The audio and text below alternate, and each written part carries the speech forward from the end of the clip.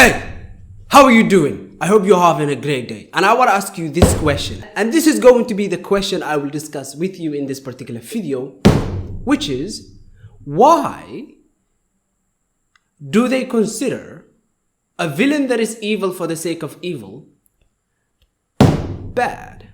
Why? Why? Why? Whew, I hope you were... Did that disturb you? Were you disturbed by the knife? So this is the thing, right? What do you think? Why do they consider a villain that is evil for the sake of evil bad? Here is one answer I received from a friend in a tweet I made. Jack Shannon, which is like, he has made it into this channel so many times repeatedly, and he says, goals and objective. A good villain should never be evil for the sake of evil. Even if they want power, there should be a reason they want power. Motivations. Assuming your main character is competent, there has to be a damn good reason for the bad guy to oppose them. Why are they doing what they are doing? Let's use Harry Potter and, Snape to particularly express, the question and to find an answer for it. When you have a villain that is evil, pure evil, like Voldemort, the villain stops being engaging. There are two sides to your story, which is the good guy and the bad guy. So the good guy and the bad guy, or the good people and the bad people. In this particular case, if you have two sides to a story, you want the audience to engage with both sides of your story. Why? Because if the villain is evil for the sake of evil, they only engage with one half of the story, which is the good people. I care about the good people. Why? Because that villain is so evil, they are so out there, that no one likely will ever vote for them, or no one will ever engage with them. And what this will do is that it will make only 50% of your story engaging, only the good guy or the good people, right? But if you have a villain that is understandable, in other words, the reason why they're evil is noticeable and you can see yourself be them in another life, then you can potentially, take that and you can engage with it, and you can hope that they change for the better, because they're not going to be good entirely. They're going to be evil, but they're not going to be pure evil. They're going to be understandably evil. They have a reason why they're doing what they're doing, and you understand it, and this makes you engaged with them. Let's take Harry Potter and Snape, right? Harry Potter and Snape, both characters. For instance, Snape functions especially the last quarter of the series as basically a villain, but they're not completely a villain, right? They're not completely a villain. What it is that they have a reason why they're doing what they're doing, and they are understandable. They are completely understandable. And when you see Voldemort do bad things, you just want Voldemort to be dead. But when you see Snape do bad things, you don't necessarily want the guy to be burned alive. Okay, you don't want him to be shredded and flayed. Okay, what you want to happen is that you want, at least I wanted, for Voldemort, for Snape to change and to be like a better person. What this does is that when you look at Harry Potter versus Snape, at least the good people versus Snape, you are fully engaged with 100% of the story. But if you see Harry Potter versus Voldemort, you just care about 50% of the perspectives. You don't care about Voldemort's perspective. Voldemort in this particular case is just some wacko Nazi Hitler dude. You just want him to be burned alive. And this means having a villain that is pure evil, completely for the sake of evil, makes your story less engaging. We have this shit down to the numbers, 50%, okay? So now that having a villain be evil for the sake of evil is bad, how do we go about making a villain? And I think someone gave a really beautiful and concise answer, which is from Stories by Dawn. And he says, my favorite villains are the ones that think they're the good guy. When a villain feels that they are justified in their actions and they are able to express that to the hero, it makes them much more compelling.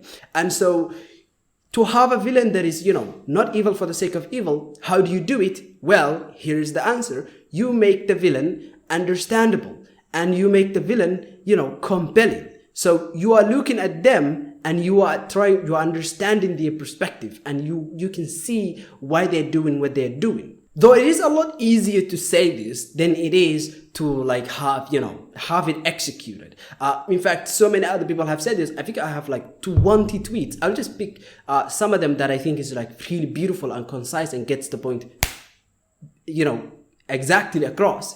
It comes from Jacob Swift, a good friend of mine, and he says, "My favorite villains are the ones that make you stop and think about their motivations. A villain that gives you reason to believe they are doing the right thing." Perfection, right? Another good friend of mine, Kaylee Bliss, and she says, "A villain should have a motive, emotions toward the actions to make readers somewhat connect with the backstory and give an understanding to why they are being the big bad character they are," right? By the way, Kaylee Bliss is like a true writing community OG. She has been around for so long, and I've known her for so long, and I really appreciate, you interacting with my tweet. So God bless you.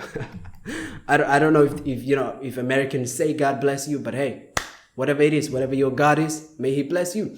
Others have said the same thing, and I think this one is beautiful. Especially this last two are beautiful because Kame Holcher says, I hope I'm saying the name right, but anyway, he says, "A good villain is the protagonist in his or her own story with complex reasons and justifications for how the actions work towards the dreams of a better world.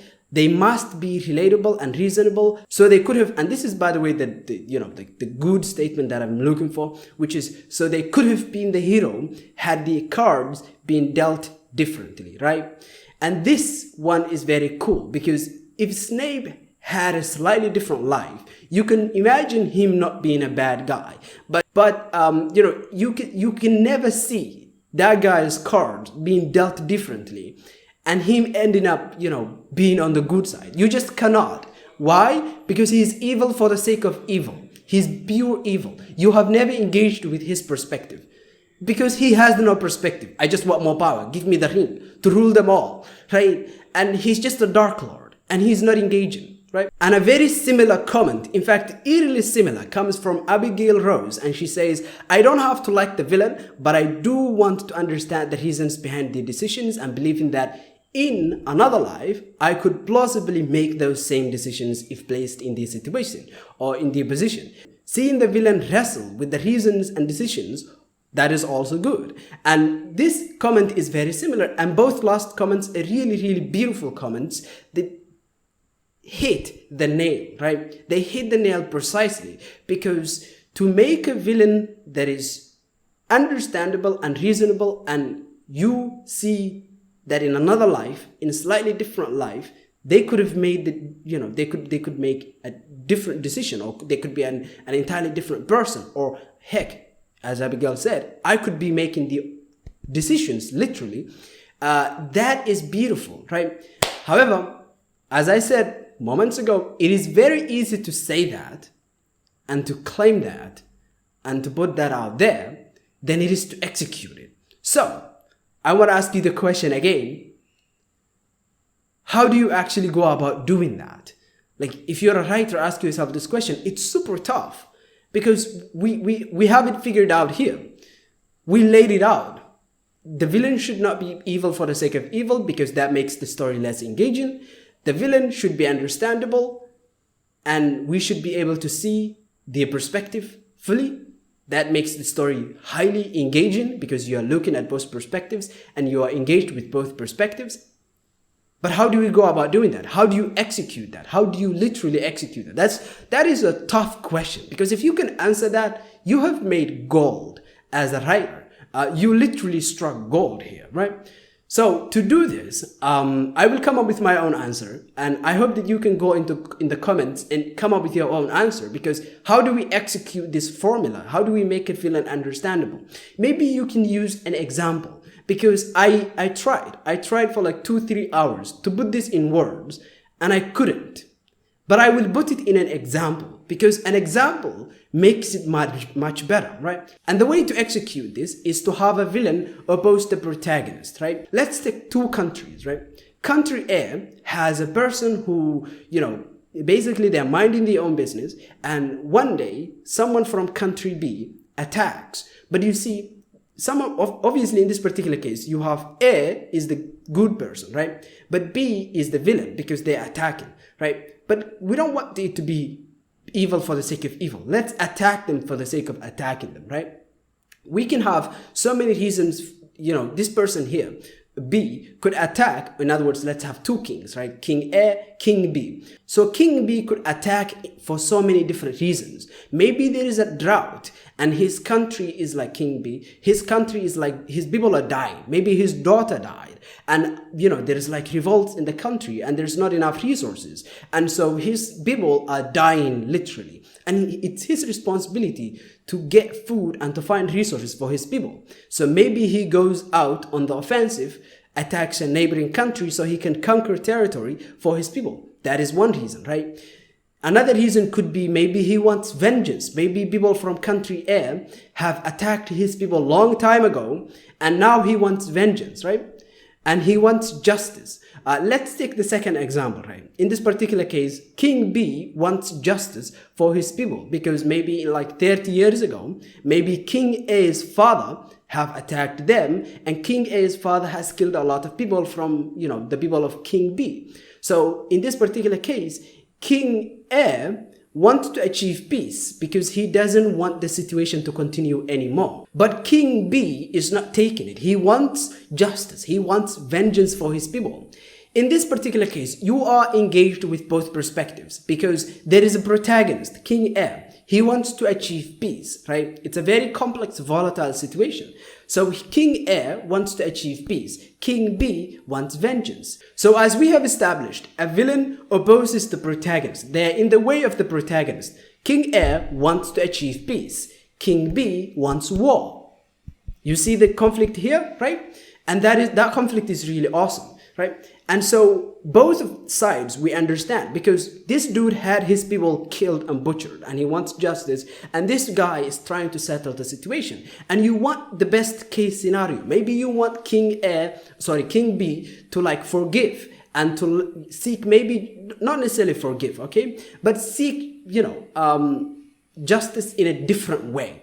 Maybe initially they want justice with war, but then they change their mind and they now want justice in a different way, right? They want justice in the sense that, hey, let's talk about it. I want like maybe payment. Maybe, hey, there's drought. Help out my people. We can combine both scenarios. But you see what is happening here? This is a very interesting and beautiful situation because we have a protagonist who wants to achieve peace and we have a villain who wants war, but he doesn't want war for the sake of war. He wants war basically because there are reasons. Maybe his people are struggling. Maybe, he wants vengeance or maybe both. But this is basically how you do it. In this particular case, King B is not, evil for the sake of evil. He's the hero of his own story. He sees himself as the hero. And these people have attacked him and he wants justice back, right? And this is a very engaging story. And it is a 100% engaging story because you have reasons to care about both sides. Of course, this guy wants peace, so that makes him good. And, generally good. And so you want to support him, but you also want this dude to maybe, seek justice in a different way because you support this dude. It's not like Voldemort, I don't care about his perspective and whatever he has to say because guess what? He's freaking Voldemort and he's like a Hitler, right? In this case, he's like Snape. King B is like Snape because he has reasons and he's understandable and he sees himself as the hero of his own story. And I think it's very difficult to actually put what makes a good villain into words. But in this particular example, we have the 3 tenets that I believe makes a good protagonist. You can put yours down in the comments. So it is that the villain is not evil for the sake of evil, as Jack Shannon said. And also, as Don said, they have to be understandable. And, in another life, maybe like Abigail, in another life, I can see myself in this situation. Number 3, they have to oppose the protagonist, right? In this particular case, you have someone who is understandable, who is not evil for the sake of evil, and they are opposing the protagonist. And that is how to make a kick-ass villain. But also, I asked this question in Twitter and all of these people I have quoted in the video, there were like 300 plus comments. So, like there is a lot of material that you can delve into yourself. So I will put the link to the tweet in the comment section, and you can go from the comment section, you can click the link and you can go to the tweet and you can look at the countless different examples and answers that I have received. And so I hope that you can find even more material and more information in that tweet. And hey, in this particular video, I want to thank the writing community. Literally everybody showed up. So yes, thank you everyone for commenting and interacting with my tweet. And I hope to see you soon. God bless you and have a nice day. You can subscribe if you found any value in this video. Yeah, bye-bye.